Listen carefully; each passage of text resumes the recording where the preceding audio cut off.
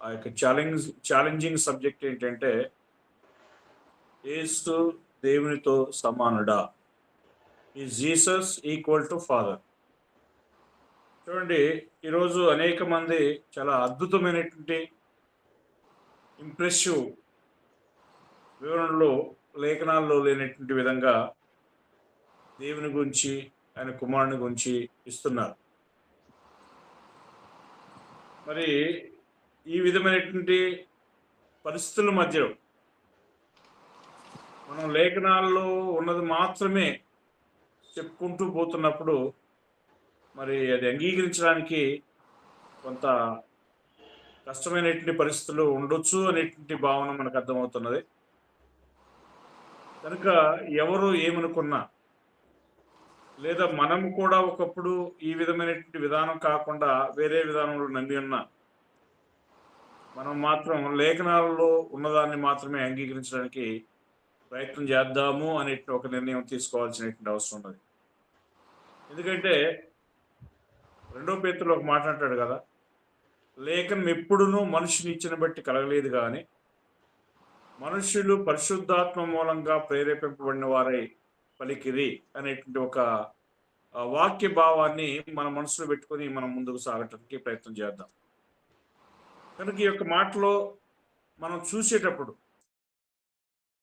లేదా ఈ యొక్క మాటలను మనం వినేటప్పుడు కొంత మనకి ఆశ్చర్యం కలగవచ్చు. అదేంటి, మనం ఇంతవరకు ఇలా విన్నాం కదా, మరి లేఖనం ఇలాగుంది ఏంటి, మనం నమ్మాలనా నమ్మొద్దా అనే ఒక సందేహం అనేటువంటిది సాతానుడు మనలో కలిగించవచ్చు. కానీ ఎవరు ఎలాంటి భ్రమలు కానీ లేదా అపోహలు కానీ మనలో కలిగించినప్పటికీ కూడా మనమైతే ఒకే ఒక స్టాండ్ మీద ఉండాలి. ఆ స్టాండ్ ఏంటి అని అంటే, లేఖనం ఎప్పుడు కూడా మనుషునిచ్చిన బట్టి కలగలేదు.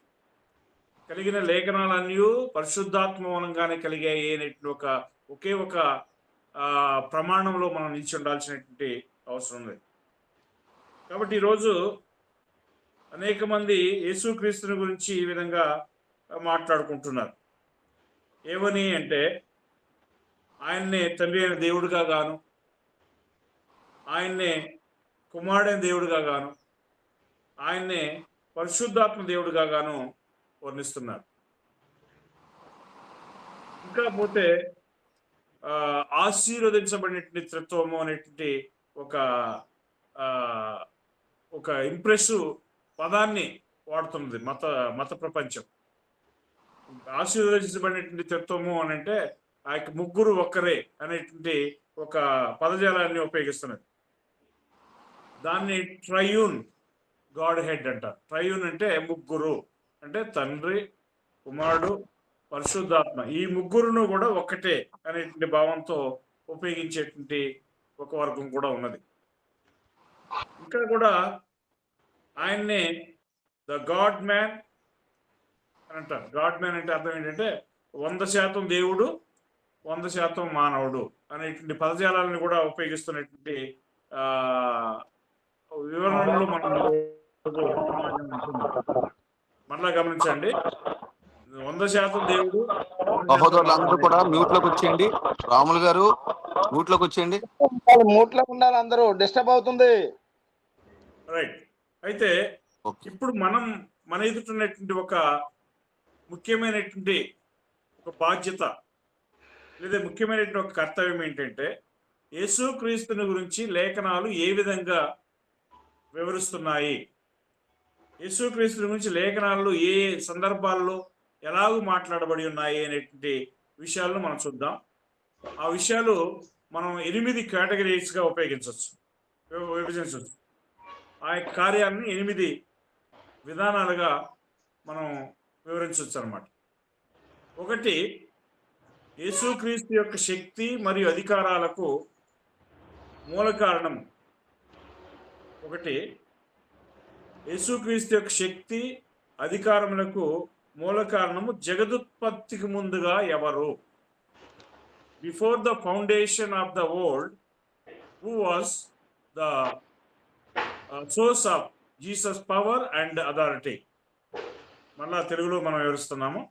జగదుత్పత్తికి ముందుగా యేసు యొక్క శక్తి మరియు అధికారములకు మూల కారణం ఎవరు అనేటువంటి టాపిక్. రెండోది, నేను జస్ట్ ఇంట్రడక్షన్ గమనించాలి, తర్వాత ఒక్కొక్క పాయింట్ని విపులంగా మనం లోతుగా వెళ్తాం. రెండోది, what is the power and authority of Jesus in the beginning of the world. అంటే లోకము సృష్టించినప్పుడు లేదా సృష్టించబడేటప్పుడు యేసు యొక్క శక్తి మరియు అధికారములకు మూల కారణం ఎవరు?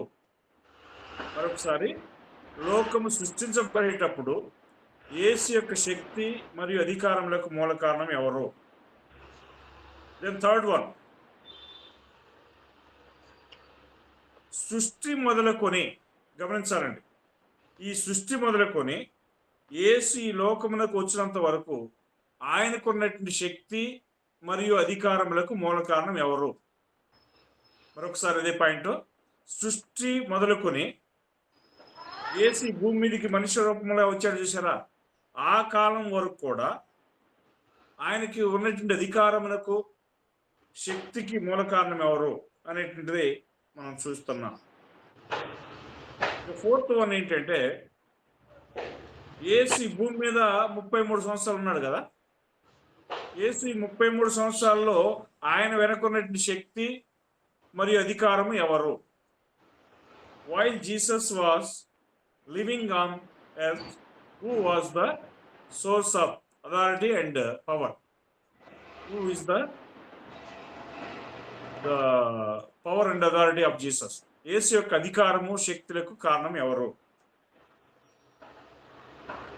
ఫిఫ్త్ వన్ చూడండి, యేసు పునరుత్థానుడయ్యేటువంటి కాలంలో, యేసు పునరుత్థానుడయ్యేటటువంటి సందర్భంలో యేసు వెనకున్నటువంటి శక్తి అధికారములకు మూల కారణం ఎవరు?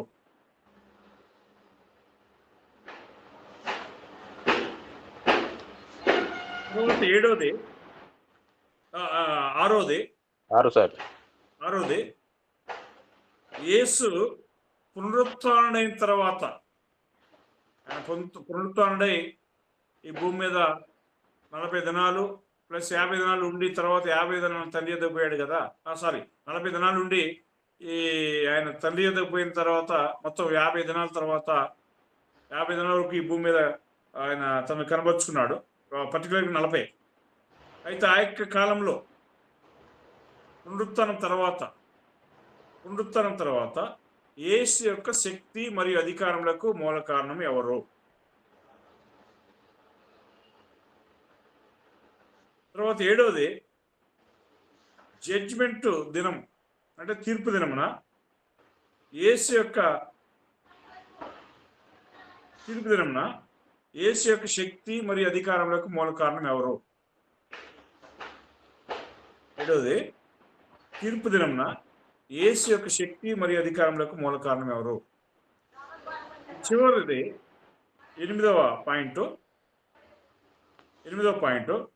పునరుత్థానం అయిన తర్వాత, యేసు పునరుత్థానం తర్వాత ఆయనకు గల శక్తి మరియు అధికారములకు మూల కారణం ఎవరు అనేటువంటి ఈ 8 కాలక్రమాలను మనం విభజించి ఈ 8 కాలక్రమాల్లో కూడా యేసునకు వెనకున్నటువంటి శక్తి అధికారములు ఎవరు అనేటువంటి విషయాలు మనం చూద్దాం.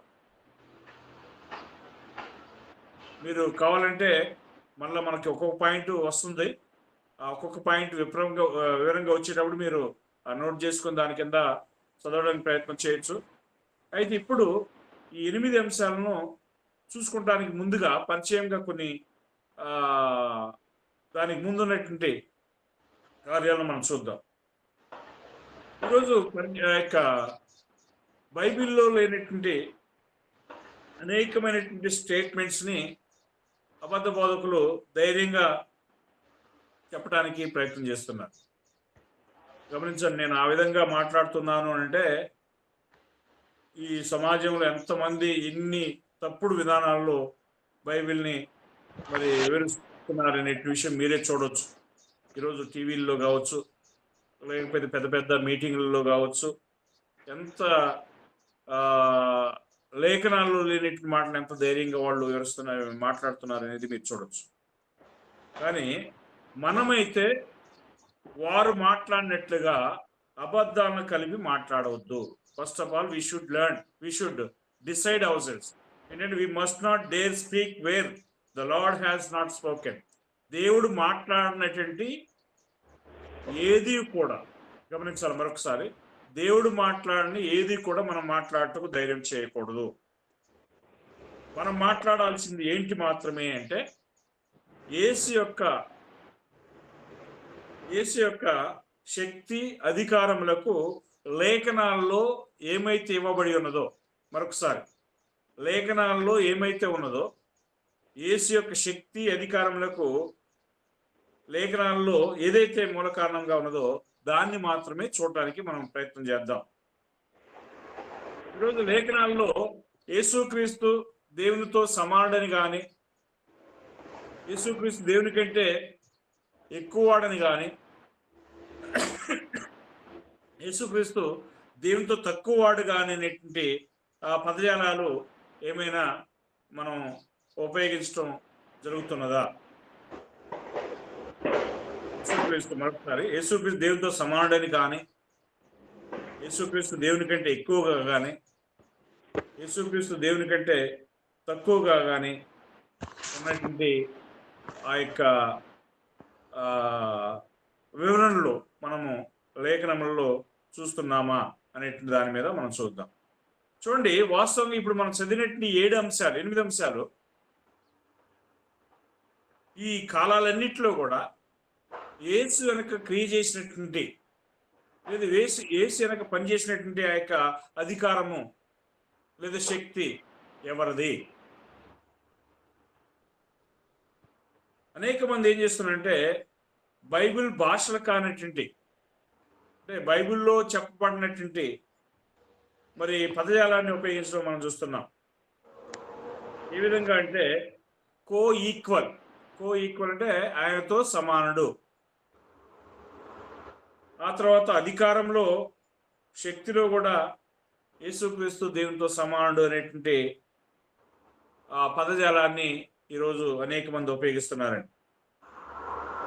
మనము ఈరోజు సమాజంలో చెప్పబడుతున్నటువంటి అబద్ధ బోధలన్నిటి ప్రకారమే మనం నమ్ముతున్నామా, లేదా లేఖనాల్లో దేవుడు ఏం చెప్పాడో దాన్ని మాత్రమే చూస్తున్నామా అనేది ఇక్కడ కూడినటువంటి 12 మంది ప్లస్ నేను, మనందరం కూడా ఒక నిర్ణయం తీసుకోవాల్సినటువంటి అవసరం ఉంది.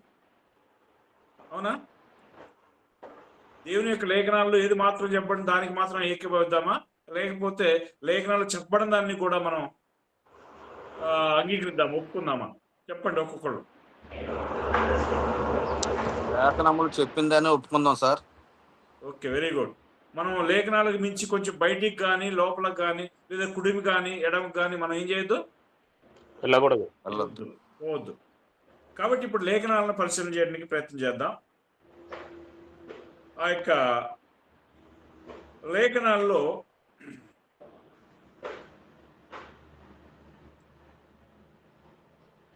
దేవత్వము అనేటువంటి ఒక పదాన్ని మనం మొదటిగా పరిశీలన చేద్దాం.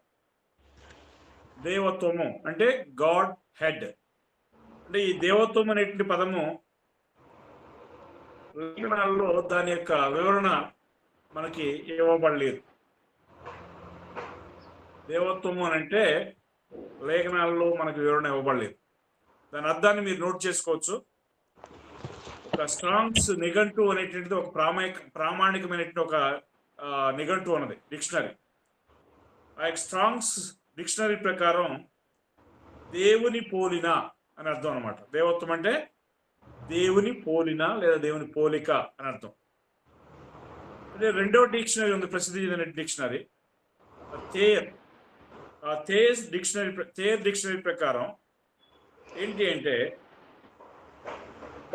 దైవికమైన దేవత్వం అంటే ఒకటి దేవుని పోలిన, రెండోది దైవికమైన అర్థాలు చూపిస్తున్నదండి. ఇక్కడ ఎక్కడ కూడా దేవత్వంలో ఎవరెవరు ఉన్నారు అనేది ఈ యొక్క సందర్భంలో మనం గ్రహించలేము, గమనించాలి. ఈ సందర్భంలో గ్రహించలేము అని అంటే ఈ వాక్యాన్ని బట్టి మనం చెప్పలేము. కానీ కొన్ని వచనాలు ఉన్నాయి దేవత్వంలో ఎవరెవరు ఉన్నారనే విషయాలను మనకి అవి అర్థమయ్యేటట్టుగా సూచిస్తున్నాయి. చూడండి, అపోస్తుల కార్యము 17వ అధ్యాయము 29వ వచనంలో పౌలు మాట్లాడుతూ ఈ విషయాన్ని ప్రస్తావిస్తున్నాడు. అపోస్తుల కార్యం 17వ అధ్యాయము 29వ వచనం.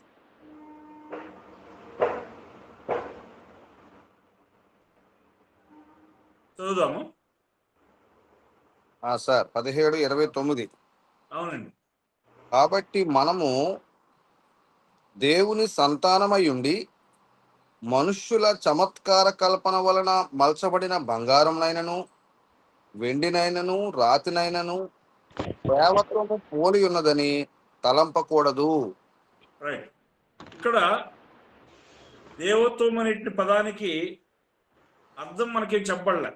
There is no indication, there is no definition of the word Godhead indicated by this scripture. ఈ లేఖనంలో దేవత్వం అనే పదానికి అర్థం మనకేం చెప్పలే.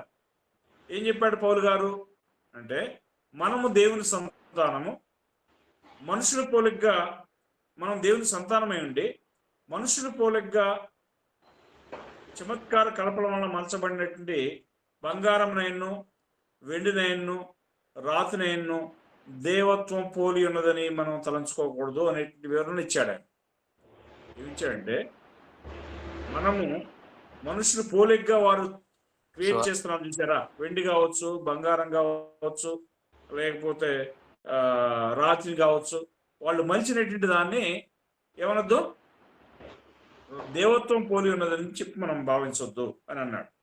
అంతేగాని దేవత్వం అంటే ఫలానా అని చెప్పి ఇక్కడ ఏమైనా వివరణ ఇచ్చాడా మనకి? ఏమి ఇవ్వలే. దేవత్వం పోలి ఉన్నద్దు అని చెప్పి అని అన్నాడు. ఈ second scripture we should learn, Romans chapter 1:28.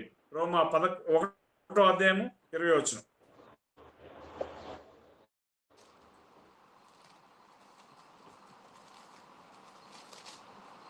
Sir రోమా 1:28. 20. ఓకే.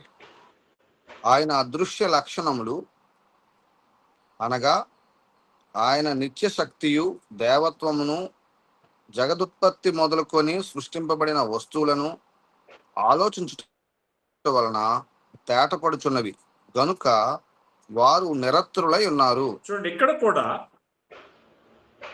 దేవత్వం అనేటువంటి దానికి ఆయన డెఫినేషన్ ఏమి ఇవ్వలే. ఏం చెప్పాడంటే, కిన్ అనే పదం ఉపయోగించబడింది. అంటే అర్థం ఏంటంటే పోలిక అనేది మాత్రం చెప్పండి. చూడండి, అక్కడ ఆయన అదృశ్య లక్షణములు అంటే ఏంటట అనగా నిత్యశక్తియు దేవత్వము అని అన్నాడు. ఈ రెండింటిని గురించి ఎలాగ తెలుసుకోగలం మనము అంటే, జగదుత్పత్తి మొదలుకొని ఏదైతే సృష్టించబడిందో, సృష్టించబడినటువంటి వస్తువుల వలన మనకి ఈ కార్యాలు తేటపడుచున్నవి అనేటువంటి విషయాన్ని మాత్రం పౌలు మనకు చెప్తున్నాడు తప్ప ఇక్కడ అసలు దేవత్వం అంటే ఏంటి అనేటువంటిది వివరించలే. మళ్ళీ ఇంతకుముందే మనం చూసినట్లుగా స్ట్రాంగ్స్ డిక్షనరీ ప్రకారం దేవుని పోలిన అనేటువంటి విషయాన్ని మనం చూడవచ్చు. ఏంటంటే ఇక్కడ this term is akin to lost one as divinity. Strong's and Thayer అనే 2 డిక్షనరీలో దైవీకమైన అనే పదం ఇచ్చాడు. దేవత్వము అని అంటే దాని అర్థం ఏంటంటే దైవీకమైన అని అర్థం. కనుక ఈ దేవత్వంలో ఏమున్నాయి అనే విషయాన్ని మనం కనుక ఈ వచనం ప్రకారం ఆలోచన చేస్తే, అదృశ్య లక్షణాలు ఉన్నవి. ఎవరి యొక్క అదృశ్య లక్షణాలు? దేవుని యొక్క అదృశ్య లక్షణాలు ఉన్నవి. అవి మనం కంటితో దేవుని యొక్క స్వభావాన్ని చూడగలమా? దేవుని యొక్క రూపాన్ని చూడగలమా? దేవుని యొక్క తత్వాన్ని చూడగలమా అంటే, ఇక్కడ ఆయన తత్వాన్ని కానీ ఆయన యొక్క మరి అధికారాన్ని కానీ ఆయన యొక్క కార్యాలన్నింటిని కూడా మనం తెలుసుకోవటానికి ఈ సృష్టి ద్వారా అవకాశాన్ని దేవుడు ఇచ్చినట్టుగా మనం చూస్తున్నాం. కనుక ఇక దీంట్లోనే మరొక వచనం ఉన్నది, కొలస్సీలకు రాసిన పత్రిక 2వ అధ్యాయము 9వ వచనం. కొలస్సీ 2:9. ఏలయనగా శరీరముగా క్రీస్తునందు నివసించుచున్నది. రైట్. ఇక్కడ మళ్ళా ఈ వచనంలో కూడా యేసు యొక్క క్వాలిటీ అంటే దైవీకముగా దేవుని యొక్క తత్వం అనేది యేసుక్రీస్తులో ఉన్నది అనే విషయాన్ని చెప్తున్నాడు. ఏలైనగా ఏముంది అక్కడ? దేవత్వం యొక్క సర్వ పరిపూర్ణత, దేవత్వం యొక్క సర్వ పరిపూర్ణత ఎవరిలో నిలిచినదట? యేసుక్రీస్తునందు నిలిచినది అని చెప్పి ఈ వచనంలో కూడా వివరించాడు. కాబట్టి ఈ 3 వచనాల్లో దేవత్వము అనేటువంటి పదాన్ని ఆయన మనకు ఉపయోగించిన సందర్భాలు మనం చూస్తున్నాము తప్ప ఈ 3 వచనాల ప్రకారం ఈ దేవత్వం అనేటువంటి పదంలో ఎవరెవరు ఉన్నారనేటువంటి విషయాలు ఇక్కడ మనకు తెలియవు. కానీ ఆదికాండం 1వ అధ్యాయంలో పోయినట్లయితే కూడా మనకు అక్కడ అర్థమవుతుంది. ఆదికాండం 1:26లో మనం చదువుతాం. ఏముంది అక్కడ? దేవుడు మన స్వరూపము పోలిక చొప్పున నరులు మన చేయుదుము. స్వరూపంలో సముద్ర నరులను చేయడము. ఈ సబ్జెక్ట్ ని మనం తర్వాత తీసుకొస్తాం. ప్రస్తుతం అయితే దీని గురించి మనం మాట్లాడబోట్లేదు. దేవుడు నరుల్ని చేసేటువంటి క్రమంలో ఆయన ఉపయోగించిన సంభాషణ మనం చూడొచ్చు. అక్కడ కనీసం మనకి 3 ఉన్నారని చెప్పకపోయినా ఆ పదం యొక్క పదజాలము మనకు అర్థమవుతుంది. అంటే ఒకరికంటే ఎక్కువ మంది ఉన్నారనే విషయం మనకు అర్థమవుతుంది. ఆ ఎక్కువ మంది ఉన్నటువంటి వారు ఎవరు అంటే దేవత్వంలో దేవుని పోలినటువంటి వారు అనే విషయాన్ని మనం చూస్తాం. ఇప్పుడు మన యొక్క అంశం అది కాదు. మనము చూడబోయే అంశాలు ఏంటంటే పరిచయంగా దేవుని గురించి మనం తెలుసుకోవాలంటే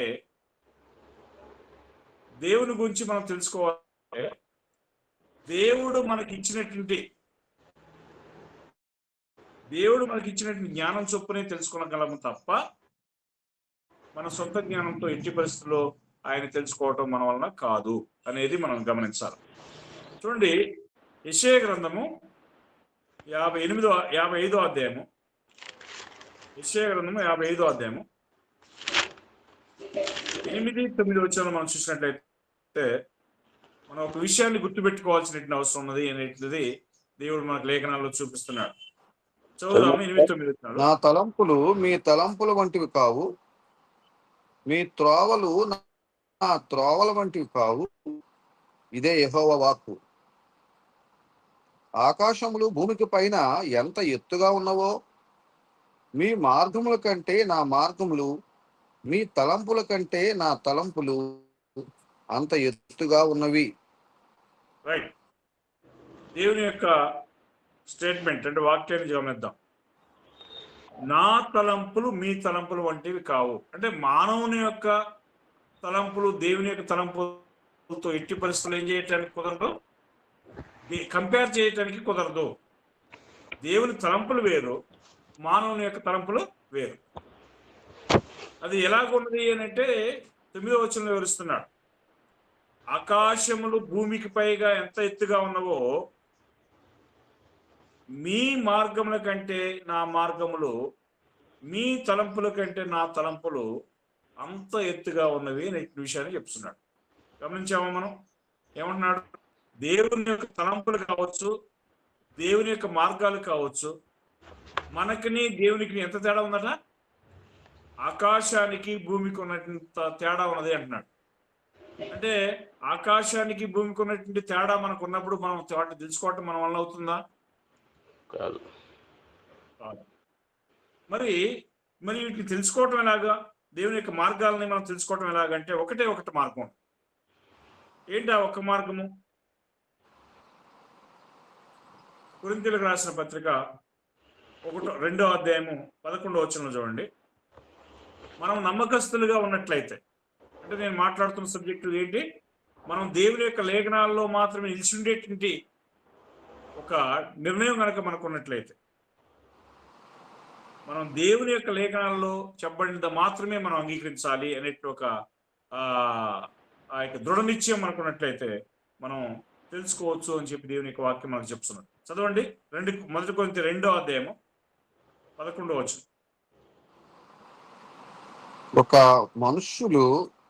ఒక మనుషుని సంగతులు అతనిలో ఉన్న మనుష్యాత్మకే గాని మనుష్యులలో మరి ఎవనికి తెలియను? అలాగే దేవుని సంగతులు దేవుని ఆత్మకే గాని మరి ఎవనికి తెలియవు, తెలియవు. రైట్. ఇక్కడ మనం ఉన్నామండి. నేను ఇక్కడ ఖమ్మంలో ఉన్నాను, మీరు ఎక్కువ మంది విజయనగర్లో ఉన్నారు, మరి కొంతమంది ఆయా ప్రాంతాల నుంచి వచ్చాం. ఇప్పుడు మీరేమనుకుంటున్నారో నాకు తెలుస్తుందండి? మీరేమనుకుంటున్నారో నాకు తెలియదు, లేదా నేనేమనుకుంటున్నాను మీకు తెలుసా? తెలియదు. అదే ఇక్కడ చెప్తున్నాడు దేవుడు. ఒక మనుషుని సంగతులు ఎవరికి మాత్రం తెలుసు అంట? అతనిలోనున్న మనుష్యాత్మకే గాని మనుషుల్లో మరి ఎవరికి కూడా తెలియవు. ప్రశ్నించాడు ఆయన. మనుషుల్లో మరి ఎవరికి తెలియను అని అంటాడు. ఒక మనుషుని సంగతులు, ఇప్పుడు నా యొక్క సంగతులు నాకు తప్ప మీకు తెలుస్తాయా అంటే మీకు తెలియదు. అదేవిధంగా దేవుని సంగతులు ఎవరికి మాత్రం తెలుస్తాయి? దేవుని ఆత్మకే గాని మరెవరికి కూడా తెలియదు. ఏమైనా కొత్తగా ఉందా బ్రదర్ శేఖర్ గారు? కొత్తగా ఉందా? లేదు, అర్థమవుతుంది. బైబిల్లో ఉన్నదే కదా మనం మాట్లాడుతున్నాం. బైబిల్లో ఉన్నదే. అవును సార్. ఇప్పుడు మనుషుల్లో ఉన్న సంగతులు మనుష్యాత్మకే తప్ప వేరొక వ్యక్తికి తెలియదు. ఆ వ్యక్తి కావాలని వివరిస్తే తప్ప మరొక వ్యక్తికి తెలియడానికి అవకాశం లేదు. అంతే కదా? అవునండి. అలానే దేవుని సంగతులు దేవుడు మనకి తన ఆత్మ ద్వారా బయలుపరిస్తే తప్ప మనకు తెలియదు. అదే కదా? అవునండి. అప్పుడు దేవుని కార్యాలని మనం తెలుసుకోవటకు ఎక్కడికి పోవాలి అనేది దేవుని యొక్క లేఖనంలోనికే మనం పోవాల్సిన అవసరం ఉంది. చూడండి, 1 కొరింథీ 1:21 చదవండి. 1:20 అండి. ఈ లోకంలో ఎంతమంది దేవుని ఎరిగారు ఒకసారి చూడండి. దేవుని జ్ఞానానుసారముగా లోకము తన జ్ఞానము చేత దేవుని ఎరుగకుండినందున సువార్త ప్రకటనయను వెర్రితనము చేత నమ్ము వారిని రక్షించుట దేవుని దయాపూర్వక సంకల్పమాయను. చూడండి, ఇక్కడ అపోస్తలుడైన పౌలు కొరింథీయులకు యొక్క అద్భుతమైనటువంటి కార్యాలను వివరిస్తున్నాడు. దేవుని జ్ఞానానుసారముగా లోకం ఏం చేయట్లేదట? దేవుని ఎరగట్లేదు అంటున్నాడు. చూడండి, అక్కడ ఆ యొక్క పదం కొంచెం మనకి కిందిది మీదికి ఓవర్లాప్ అయినందువలన మనం అర్థం చేసుకోవడం కొంచెం డిఫికల్టీగా ఉంటుంది. దేవుని జ్ఞానానుసారం చేత లోకము తన దేవుని ఎరగకుండానందున దేవుని లోకం ఎలాగో తెలుసుకోవాలని చెప్పి చూసింది. అక్కడే ఉన్నది వచనంలో, తన జ్ఞానం చేత దేవుని ఎరగకుండానందువలన. అంటే దేవుని జ్ఞానానుసారంగా ఎరగకుండా ఏ విధంగా ఎరగాలని చూసింది? తన జ్ఞానం చేత ఎరగకుండానందున. అంటే తన జ్ఞానం చేత దేవుని జ్ఞానాన్ని వాళ్ళు ఎరగడానికి అవకాశం ఉందా? లేదండి. ఇప్పుడు మనుషులు మనం ఉన్నాం, నా జ్ఞానం ఉపయోగించి దేవుని జ్ఞానాన్ని నేను తెలుసుకోవడానికి నా వల్ల అవుతుందా? అవదండి. మనం ముందుగానే చూసామా లేదా? ఆకాశములు భూమికి ఎంత ఎత్తుగా ఉన్నవో అలాగే నా యొక్క మార్గముల కంటే మీ మార్గములు అంతా తేడాగా ఉన్నాయి అని చెప్పి అన్నాడు ఆయన. అవునా కదా? అప్పుడు దేవుని ఎరగాలంటే చేయాల్సిన ఒకే ఒక విషయం ఏంటి? ఒకే ఒక మార్గం ఏంటి? దేవుని జ్ఞానానుసారంగా మనం ఎరిగితే దేవుడు మనకి అర్థమవుతాడా, లేదా నా యొక్క జ్ఞానం చేత ఎరిగితే దేవుణ్ణి నేను అర్థం చేసుకోగలనా? దేవుని జ్ఞానానుసారంగా, దేవుని యొక్క జ్ఞానానుసారంగా నేను ఆయన్ని ఎరగాల్సిన అవసరం ఉంది. కానీ ఈరోజు ఎంతమంది మేధావులు దేవుణ్ణి తన జ్ఞానం చేత ఎరగాలని చెప్పి ప్రయత్నాలు చేస్తున్నట్లేదు. ఈరోజు అనేక మంది మేధావులు లేదా జ్ఞానులు అనుకుని చెప్పబడుతున్నట్టు వారు ఏం చేస్తున్నారు ఒకసారి ఆలోచించండి. మత్తయి సువార్త 11వ అధ్యాయం.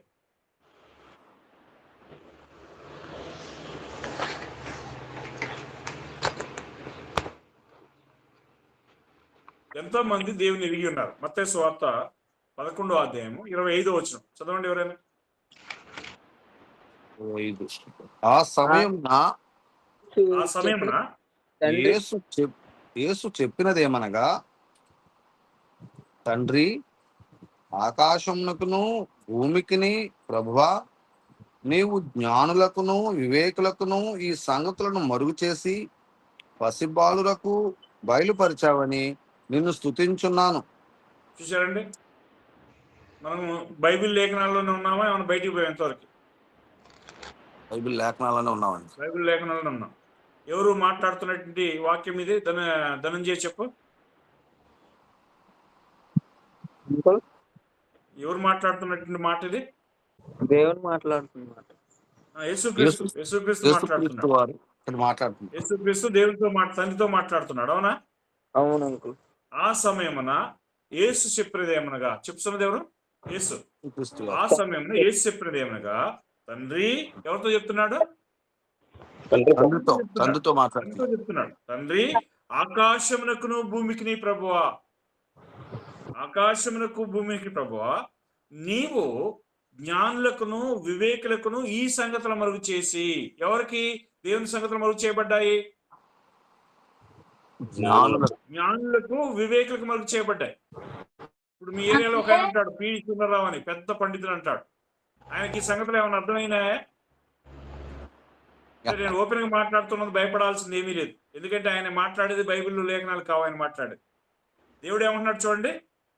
ఆయన ఏమంటాడు, భూమి మీద ఎవరికి లేదు జ్ఞానం నాకునంత అంటాడు. ఇప్పుడు అలాంటి వాళ్ళకి ఈ లేఖనాలు అర్థమవుతాయా? అర్థం కావాలి. ఏమంటున్నాడంటే, నీవు జ్ఞానులకును వివేకులకును ఈ సంగతులు మరుగు చేసి. ఏం చేశాడు దేవుడు? పసిబాలురకు మరుగు చేశాడు. మరి ఎవరికి బయలుపరిచాడు? పసిబాలురకు. ఇప్పుడు శేఖర్ గారు లాంటి వాళ్ళకి, తర్వాత రామకృష్ణ గారు లాంటి వాళ్ళకి, నాలాంటి వాళ్ళకి, యోశువ లాంటి వాళ్ళకి అర్థం బయలుపరిచాడు. ఎందుకు? ఇదిగో దేవుని మాటలు మనం నేర్చుకోవాలని ఉదయం లేచి చిన్నపిల్లల వాళ్ళు తగ్గించుకొని వస్తున్నాను చూసారా, అగో మనకి తెలిసి బయలుపరిచాడు. అంతేగాని నేను పిహెచ్డి చేశాను, నేను ఎంఏ బిఎడ్ చేశాను, నాకు తెలుసు అనేటువంటి వాళ్ళకి ఎవరు కూడా దేవుని యొక్క జ్ఞానం ఏం చేయలేదు, బయలుపరచలేదు. ఒక ఆయన నన్ను ఇలాగనే మాట్లాడాడు, అన్న నీ క్వాలిఫికేషన్ తక్కువ, నేను ఎంఎస్సి బిఈడి కదా, నేను పెద్ద చదువు నాకు బాగా తెలుసు, నీకంటే ఎక్కువ అన్నాడు. దేవుని యొక్క వాక్యం ఏం చెప్తుంది? జ్ఞానులకును వివేకులకును లేదా పిహెచ్డి చేసినటువంటి వాళ్ళకి దేవుని జ్ఞానం బయలుపరచబడిందా? లేదు. ఎవరికి బయలుపరచబడింది? పసిబాలుడు అని అన్నాడు. పసిబాలుడు అంటే ఎవరు? పసిబాలుడు అంటే ఎవరండి? ఏమి తెలియని వారు. అది కాదండి. పసిబాలుడు అంటే ఎవరంటే అది కాదు. ఒకసారి మీరు ఎవరని దాన్ని ఎక్స్ప్లెయిన్ చేద్దాం, చూద్దాం. మత్తయి సువార్త 18వ అధ్యాయం రండి. అంటే మీరు చెప్పింది రైటే శేఖర్ గారు, మీరు చెప్పింది రైటే, కానీ ఇక్కడ ఆయన మాట్లాడుతున్న ఉద్దేశం ఏంటనేది చూద్దాం. మత్తయి సువార్త 18వ అధ్యాయము 1-2 వచనం చదవండి, 3వ వచనం చదవండి. ఆ కాలమున శిష్యులు యేసు నొద్దకు వచ్చి, పరలోక రాజ్యంలో ఎవడు గొప్పవాడని అడుగుగా, ఆయన ఒక చిన్న బిడ్డను తన యొద్దకు పిలిచి వారి మధ్యను నిలువబెట్టి ఇట్లనెను, మీరు మార్పు నొంది బిడ్డల వంటి వారైతేనే గాని పరలోక రాజ్యంలో ప్రవేశింపరని మీతో నిశ్చయముగా చెప్పుచున్నాను. రైట్. ఇక్కడ మాట్లాడుతున్న సబ్జెక్టు ఎవరితో మాట్లాడుతున్నాడు ప్రభు అంటే అపోస్తులతో మాట్లాడుతున్నాడు. అపోస్తుల్లో ఏమొచ్చిందంటే ఒక విభేదం అని వచ్చేసింది, విభేదాలు అని వచ్చాయి. ఏంటి ఆ విభేదాలు?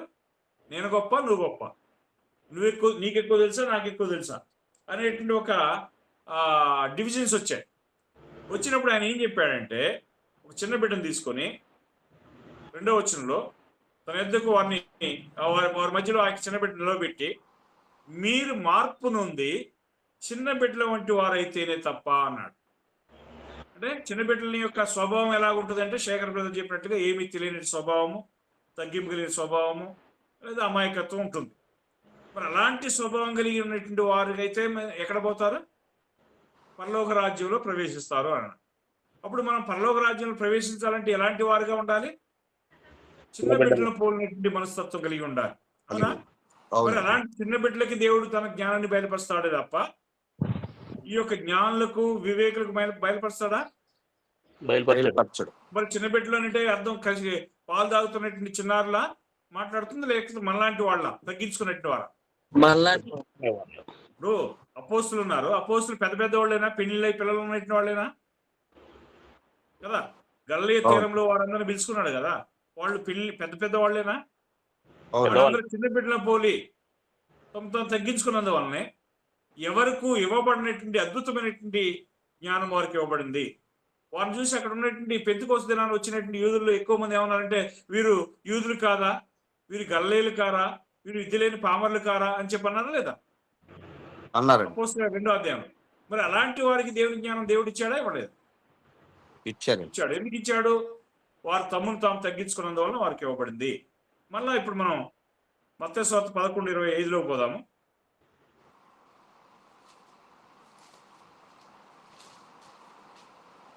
యేసు చేస్తున్నటువంటి ప్రార్థన. ఆ సమయమున ఆ, యేసు చెప్పిందేమనగా, తండ్రి, ఆకాశమునకును భూమికిని ప్రభువా, నీవు జ్ఞానులకును వివేకులకును ఈ సంగతులు మరుగు చేసి పసి బాలురకు బయలుపరిచినావని నిన్ను స్తుతించుచున్నాను. 26. అవును తండ్రి, ఇలాగు చేయుట నీ దృష్టికి అనుకూలమాయను. చూశారండి? అంటే కొంతమందికి దేవుని జ్ఞానం మరుగు చేయటం అనేది దేవుని చిత్తమా కాదా? దేవుని చిత్తం. చిత్తమే. ఈరోజు నేను పెద్ద మేధావిని అని చెప్పి ఎవరైతే విర్రవీగుతున్నారో, ఎవరైతే నేను పెద్ద జ్ఞానిని అని చెప్పి అనుకుంటున్నారో, వారికి దేవుని జ్ఞానం దేవుడు ఇచ్చాడా? ఇవ్వలేదు. ఇవ్వలేదు. మరి అలాగైతే దేవుని ఎంతమంది ఎరిగి ఉన్నారు? How many know God? Not very many అనేది మనం అర్థం చేసుకోవాలి. ఎక్కువ మందికి తెలియలేదు అని అర్థం చేసుకోవాలి. అవునా? అవును. ఇప్పుడు ఈరోజు పండితులు ఉన్నారు కదండి, భూ సంబంధం పండితులు నేను మాట్లాడుతున్నారు.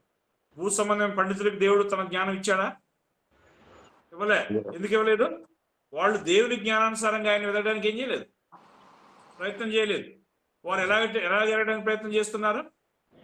తమ జ్ఞానం చేత ఎరగడానికి ప్రయత్నం చేస్తున్నారు.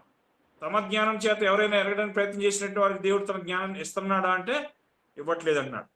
అది యేసుక్రీస్తు దాన్ని సపోర్ట్ చేస్తున్నాడా? అయ్యా ఇది రైట్ అని చెప్పి అంటున్నాడా, తప్పు అంటున్నాడా? తప్పు అంటున్నాడు. రైట్ అంటున్నాడండి. అవును తండ్రి, ఇలా చేయటి దృష్టికి అనుకూలం అంటున్నాడు. దేవునికి ఇష్టమైనటువంటి పని అది. ఏది? కొంతమందికి ఇవ్వకుండా ఉండటం అనేది. అవునవును.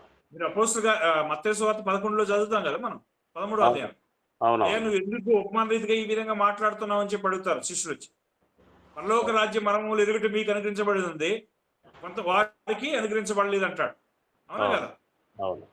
పరలోక రాజ్య మర్మాలు అంటే దేవుని యొక్క వాక్యమే. దేవుని యొక్క వాక్యంలో చెప్పబడిన కార్యాలు అందరికి అనుగ్రహించబడ్డాయా? ఒకసారి 11వ అధ్యాయం 13వ అధ్యాయం రండి, మత్తయి సువార్త 10వ వచనం చదవండి. తరువాత శిష్యులు వచ్చి, నీవు ఉపమాన రీతిగా ఎందుకు వారితో మాట్లాడుచున్నావని ఆయన అడుగుగా, ఆయన వారితో ఇట్లనెను, పరలోక రాజ్య మర్మములు ఎరుగుట మీకు అనుగ్రహింపబడి ఉన్నది గాని వారికి అనుగ్రహింపబడలేదు. వీళ్ళని గమనించండి. ఇక్కడ యేసుక్రీస్తు చెప్తున్నట్టు ఈ యొక్క స్టేట్మెంట్ అని నేను వాక్యం ఉపయోగిస్తున్నాను అంటే అది బైబిల్ వాక్యం అనమాట. స్టేట్మెంట్ అంటే వాక్యం.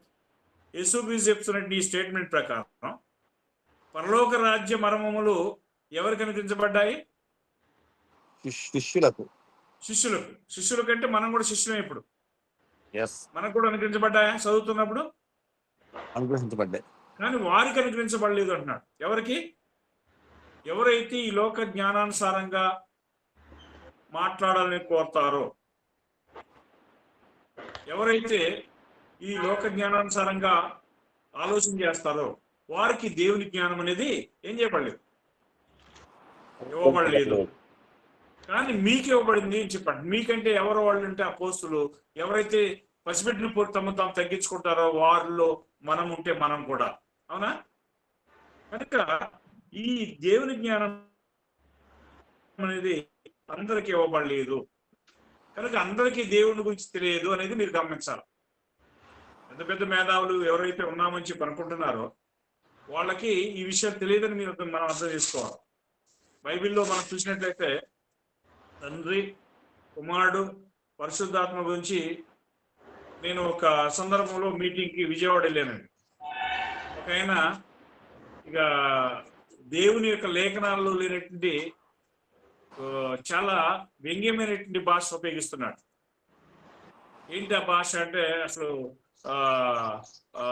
ఇంటర్నెట్ మూలంగా చెప్పకూడదు, చెప్పవచ్చు తెలియదు, కానీ అదేం చెప్తున్నాడు, తండ్రి ఏమో తండ్రి అట, పరిశుద్ధాత్మ ఏమో స్త్రీ అట, వీరిద్దరు కలయిక వలన పుట్టినట్టు యేసుక్రీస్తట.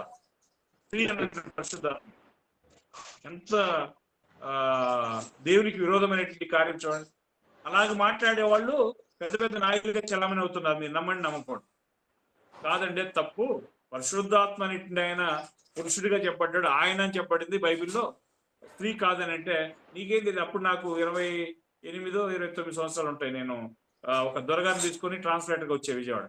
అప్పుడు వాళ్ళతో మాట్లాడుతుంటే వాళ్ళు పెద్ద పెద్ద నాయకులు, పెద్ద పెద్ద డైరెక్టర్లు అనమాట. వాళ్ళు ఇలా చెప్తున్నారు, రాంగ్ అండి, మీకు అది వాక్యాలు మీకు అర్థం కాలేదని చెప్తే నీకేం తెలిసిన పిల్లకాయ ఉన్నారు నన్ను. అంటే అంత దుర్మార్గంగా దేవుని లేఖనాలను వక్రీకరించే సమాజం ఈరోజు ఉంది. మరి ఆ సమాజంలో మనం ఉన్నాం.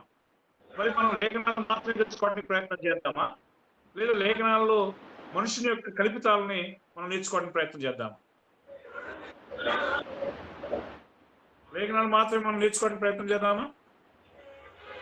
అవును సార్. చూడాలరా, రైట్. ఇప్పుడు అది ఎలాగైతే మరొక వచ్చిన చదువుదాం. యోహాను సువార్త 7వ అధ్యాయము 27, 28 వచ్చిన చదువుదాం.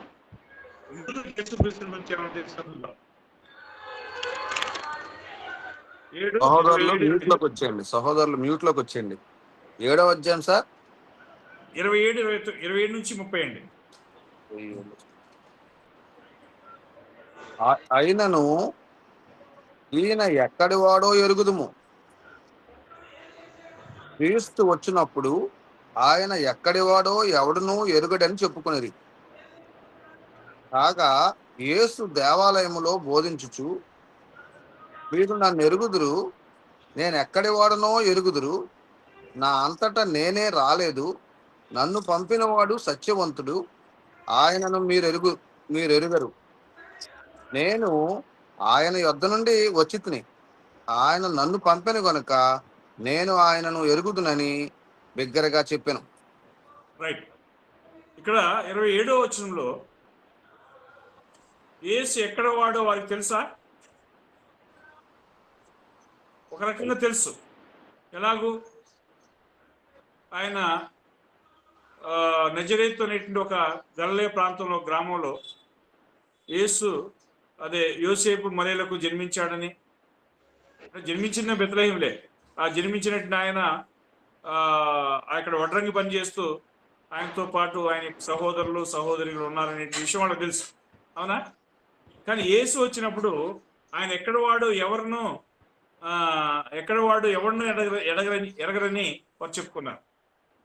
యేసుక్రీస్తు ఎక్కడి నుంచి వస్తాడు అనే విషయం వాళ్ళకి తెలియదని చెప్పి వారు చెప్పుకుంటున్నారు. అప్పుడు యేసు రిప్లైగా ఏమంటున్నాడు? దేవాలయంలో బోధిస్తూ మీరు నన్ను ఎరుగుదురు అంటే ఏ అర్థంతో వారు ఎరుగుతారు ఆయన్ని? భూ సంబంధంగా ఫిజికల్ బర్త్ ఆయన ఎరుగుతారు. వాడు మరియా యోసేపులకు జన్మించినటువంటి ఒక సాధారణమైనటువంటి ఒక నాలాంటి మానవుడు అని చెప్పి వారు ఎరుగుతారు, అంతేనా? అందుకని వాళ్ళు ఏమన్నారు మార్క్స్ వార్త 6వ అధ్యాయంలో, ఈయన వడ్లవాడు కాదా, యోసేపు మరియల కుమారుడు కాదా, ఈయన యొక్క అన్నదమ్ములు అక్కచెల్లెలు మనతో ఉన్నట్టు వారు కారా అంటారు, గుర్తుందా? అంటే ఆ విధంగా ఎరిగాడు అంతే వాడు. అంతేగాని ఆయన్ని దైవికమైనటువంటి విధానంలో ఆయన యొక్క స్వచ్ఛమైనటువంటి ఉనికిని వారు ఎరిగారా? ఎరగలే. అందుకని అంటున్నాడు ఆయన, దేవాలయంలో బోధిస్తూ మీరు నన్ను ఎరుగుదురు, నేను ఎక్కడ వాడినో భూ సంబంధంగా మీరు ఎరుగుదురు, నా అంతటి నేనే రాలేదు. వచ్చేటప్పుడు ఆయన చెప్తున్నాడు, నా అంతటి నేనే రాలేదు, నన్ను పంపిన వాడు సత్యవంతుడు, ఆయనను మీరు చదవాలి, చెప్పాలి. ఆయన్ని మీరు ఎదిగారా ఎరగలేదా? యూదులు మీరు ఎరగరు అంటున్నాడు. తండ్రిని వారు ఎదిగారా? తండ్రిని వారు ఎరగలేదండి. ఈరోజు పెద్ద పెద్ద నాయకులు క్రీస్తు సంఘాలని చెప్పుకుంటున్నటువంటి వాళ్ళు, లేదా మత్స్యాకుల వాళ్ళకి అసలు తెలియదు అనుకోండి, వాళ్ళకి దేవుని గురించి తెలుసా? చెప్పండి, మీరే సమాధానం చెప్పండి. లేఖనాన్ని బట్టి వాళ్ళకి తెలియదు. ఏమంటున్నాడు? మీరు నన్ను ఎరగరు, మీరు ఆయన ఎరగరు అంటున్నాడు. నేను ఆయన యొద్ద నుంచి వచ్చి తిని ఆయన నన్ను పంపిన కనుక నేను ఆయన ఎరుగుదనని బిగ్గరగా చెప్పాను. అవునా? యేసుక్రీస్తు తండ్రిని ఎరిగి ఉన్నాడా అంటే ఎరిగి ఉన్నాడు. ఆ రోజు యేసుక్రీస్తు కాలంలో యూదులు ఆయన తండ్రిని ఎరిగి ఉన్నారా? ఎరగలేకపోయారు, వారికి తెలియదు. కాబట్టి యేసుక్రీస్తు సవాల్ చేస్తూ ఇంకా ముందుకు పోతున్నాడు. యోహాను సువార్త సార్ మన సమయం 8వ అయింది. అధ్యాయము. అయిపోయిందా బ్రదర్? సమయం ఓకే. అయ్యింది. సమయాన్ని బట్టి మనం ఓకే. ముందుకెళ్దాం. రైట్. ప్రభు చిత్తం అయితే మనం రేపు అంటే నెక్స్ట్ క్లాస్లో మనం చదవడానికి ప్రయత్నం చేద్దాం. ఇంతవరకు మనం చదివినటువంటి ఈ యొక్క వచనాల్లో ఏదైనా మనం